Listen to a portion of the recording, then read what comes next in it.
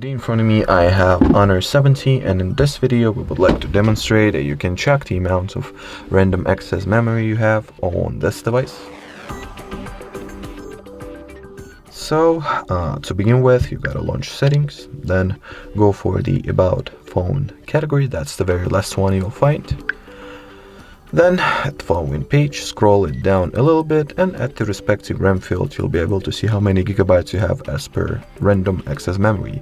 That is in my case 8 gigabytes of hardware RAM and 2 additional gigabytes of Honor RAM turbo option that have been virtually added to make it 10 in total.